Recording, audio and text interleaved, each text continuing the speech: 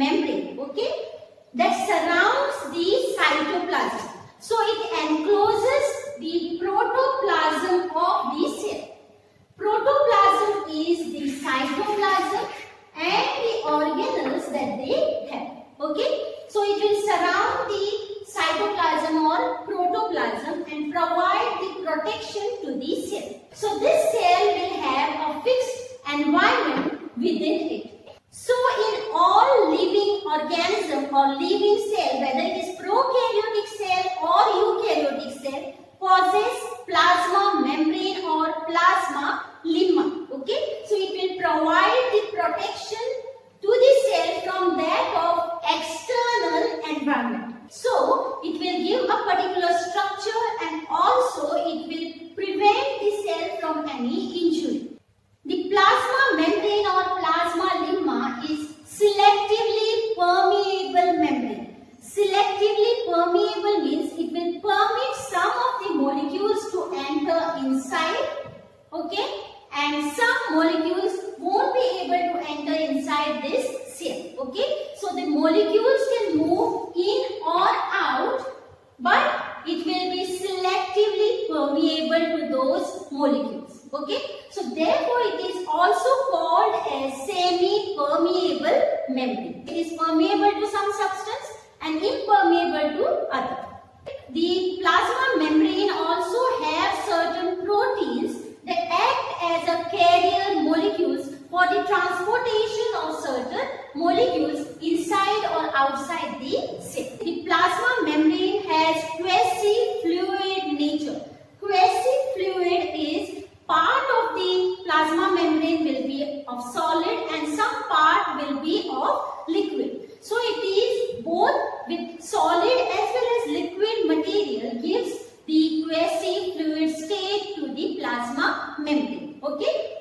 And since it is partly solid and partly liquid, so therefore it can undergo dynamic change. So it can change its form, structure or size as per the requirement of the organism. Some of the plasma membrane, they can be removed, they can be elongated, they can be stretched or they can be moved. And if there is any injury in the plasma membrane, it can be repaired within no time. In 1935, Danieli and Dayson, they proposed a theory saying that the plasma membrane is composed of phospholipid and these phospholipids, they occur in two layers. So therefore it is called as lipid bilayer. So plasma membrane is made up of lipid bilayer or two layers of phospholipids. Okay. Each layer will have the lipids having polar head and non-polar tail. Polar head is made up of phosphate, whereas non-polar tail is made up of hydrocarbons or fatty acid. Okay. Polar head is hydrophilic in nature, that means it is water loving, whereas non-polar tail is hydrophobic, that indicates it is water hating. So since the polar head are hydrophilic in nature, that's why these heads are exposed towards the outer side of the cell and also towards the inner side of the cell. Whereas the non-polar tails are exposed within the lipid bilayer. Okay, so they are present inside the polar head. Okay, so that it will be protected as it is hydrophobic. Okay, or water hating molecules. So non-polar tail are highly saturated hydrocarbons. That means they are compactly arranged within the lipid bilayer and therefore it will get protected from the external aqueous solution. Okay, it may be of cytoplasm or the external environment liquid that it has. So that is the aqueous environment. Okay, so it will get protected from both the sides. In 1959, Robertson, he experimented on the plasma membrane of RBCs and he proposed that lipid bilayer have the protein molecules which are of globular structure. Okay. developed into the detailed study of the plasma membrane. Okay. So there are different biochemical composition that is present in the plasma membrane, and that is 20 to 40% of lipids. They may be phospholipids, sterols or glycolipids, etc. There are certain proteins around 59 to 75%, and these proteins can be fibrous, globular in structure, carrier to carry the molecules. Also, they can be in receptor form, that means it will respond to the aqueous environment, and also some proteins are enzymatic in nature, that means they will carry out certain physiological activities. Other than lipids and proteins, there are carbohydrates around 1 to 5% in the lipid bilayer, and it is branched and or unbranched oligosaccharides. Okay, oligosaccharides are the simple sugars. Okay, together it is called as oligosaccharides. So we can see here branched or unbranched carbohydrates that are present on the lipid bilayer. So the lipids and proteins may vary from cell to cell plasma membrane. For example, in human RBC there are 52% of proteins and 40% of lipids. So it depends on what type of cell it is and what are the functions that this cell will be performing. Based on that, there will be different percentage of lipids as well as proteins. Okay. The oligosaccharides that are present, that is less in number, but they are exposed on the lipid bilayer. In 1972, fluid mosaic model was proposed by S. Singer and G. Nicholson, and that was accepted worldwide. Okay. As per fluid mosaic model, it says that there is the mosaic arrangement of lipids, proteins and carbohydrates. You can see here these are the lipids, proteins and the carbohydrates, okay, present on the proteins as well as on the lipids. Okay, so there is the mixture of these three types. So therefore it is called as mosaic arrangement, and this arrangement gives this membrane a fluid characteristic. Okay, and that is the reason it is very flexible and it can change its form or structure. It is also quasi-fluid in nature, that is it is partly solid and partly liquid. Okay, so the lipids and the proteins, there will be transition movement of these lipids and proteins. That means the fluidity of the lipid bilayer is such that there can be movement of these proteins as well as lipids. Okay, so the lipid molecules will enable these proteins to move laterally within the lipid bilayer. Okay, and this ability to move within the membrane is the measure of its fluidity. The lipids and the proteins are associated with the oligosaccharides or carbohydrates. So when lipids get associated with the carbohydrate, it is called as glycolipids, and when they are associated with the proteins, it is called as glycoproteins. Okay. There are two types of proteins: intrinsic or integral proteins, or extrinsic or peripheral proteins. Okay, we can see here this is the intrinsic or integral protein, whereas the peripheral proteins are located on the lipid membrane. Okay, here we can clearly see the integral proteins are embedded within the lipid bilayer, whereas peripheral proteins are superficially present on the lipid bilayer. Okay, so since peripheral proteins are located or they are present on the lipid bilayer, they can be extracted very easily through some mild treatment, whereas it is very difficult to remove the integral proteins. Okay, as they are embedded within the lipid bilayer, and these proteins are present throughout the lipid bilayer. Okay, these proteins can form the tunnel proteins. They are also called a channel protein. We can see here, this is the channel that is formed, indicate that it will help to take some of the molecules and it can pass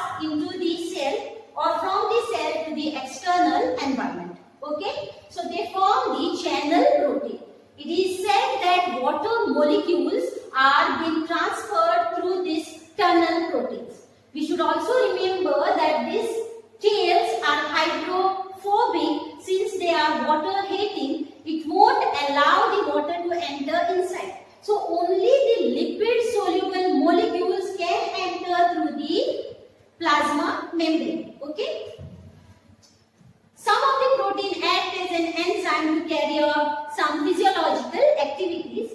There are some carrier proteins also to transport the molecules or ions from the external environment to the cell or from the cell to the external environment. Okay.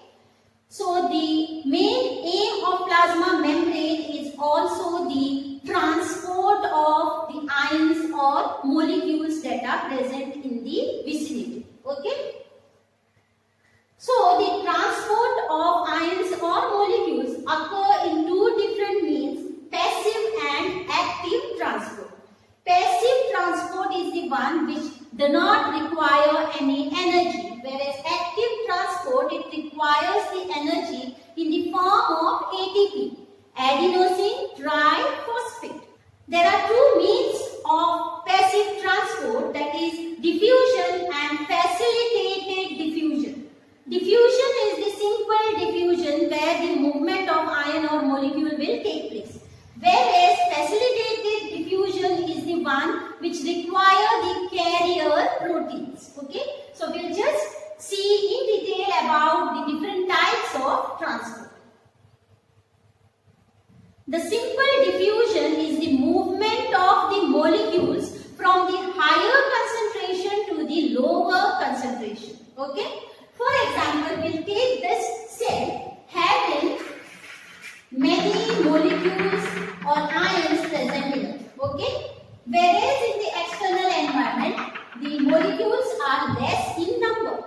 So the movement of these molecules will be from the cell to the external environment, right?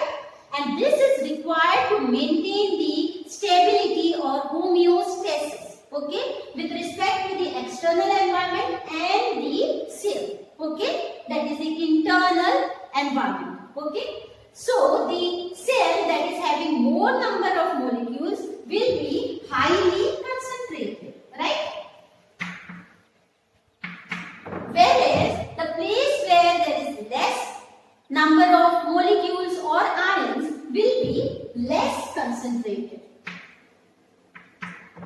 Okay, so therefore diffusion is the simple diffusion wherein the movement of molecule will take from the higher concentration to the lower concentration. Okay, so what is being passed through the plasma membrane through simple diffusion is the fat soluble substance. As we had seen that lipid bilayer will allow only lipid soluble molecules. Okay, so those are being transported through the plasma membrane through simple diffusion. So there can be neutral solutes too that will pass through it. Okay.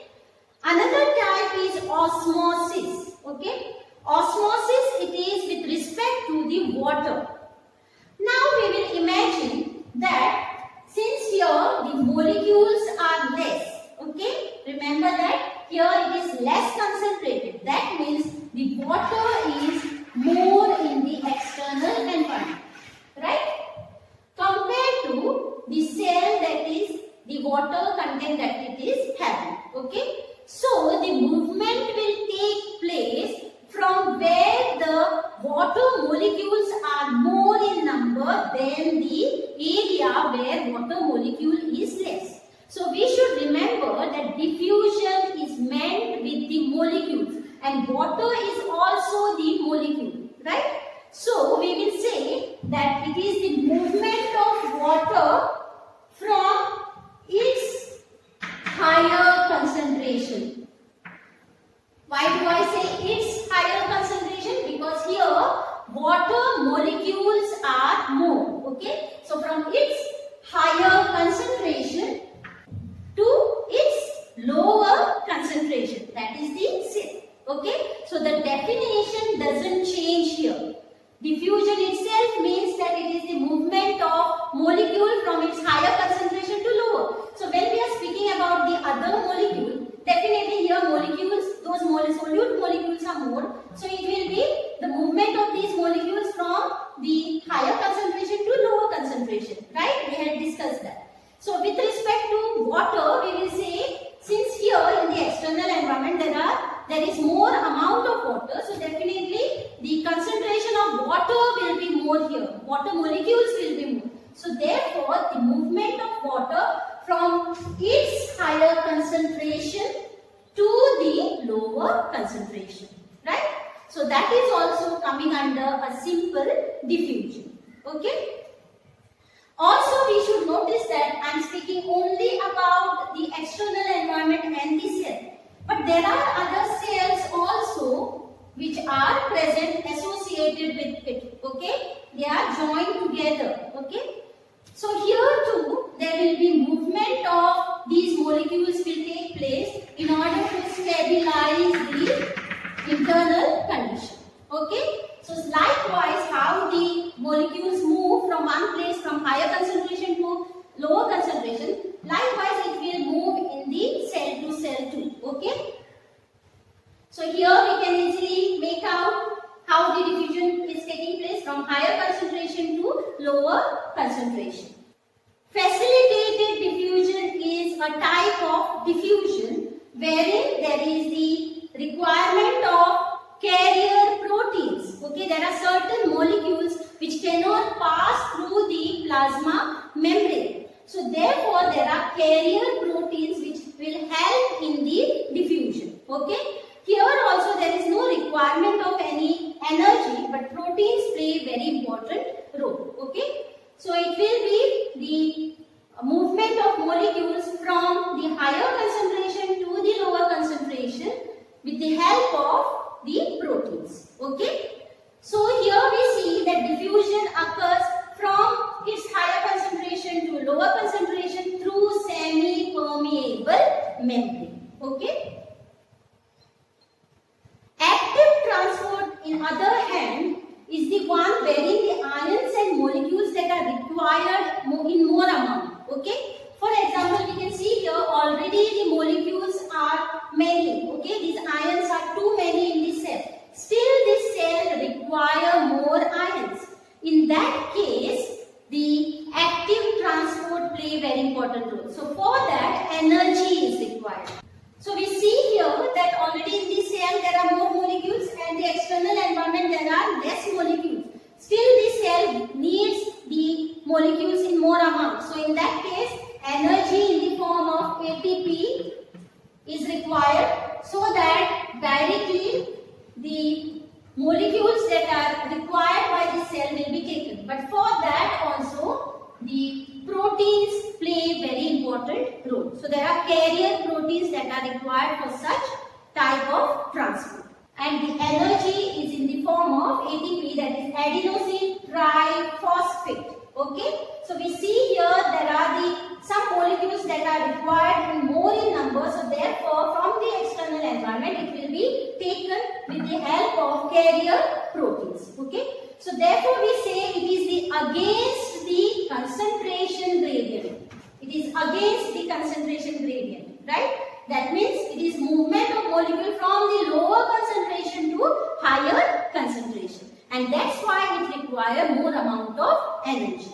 One of the example is sodium potassium pump, wherein the energy is required, and for each ATP molecule 3 sodium ions are released out of the cell. Okay, and only 2 potassium ions are taken inside the cell.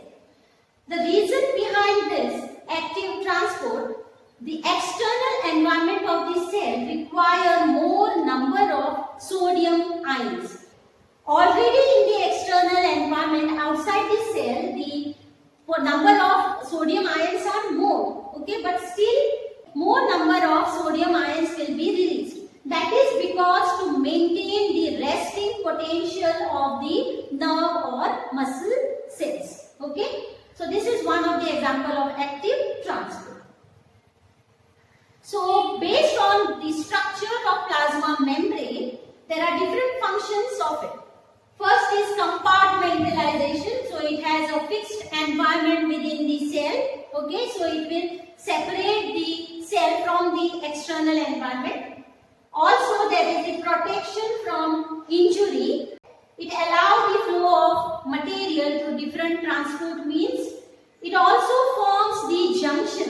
The junction is between Okay, that is about the movement of molecules if it has to take. So there is the interaction between the cells that it takes place through the junction. It contains enzyme and it will perform certain reactions near the membrane. Also the oligosaccharides, they can recognize the self cells and non-self cells. That means the cells that are present in our body are the self cells, and any other foreign body that enters inside our body are the non-self cells. So these oligosaccharides can recognize the foreign bodies. Carrier proteins, it will help in the transport. Okay. So that is all about the plasma membrane or cell membrane. Thank you.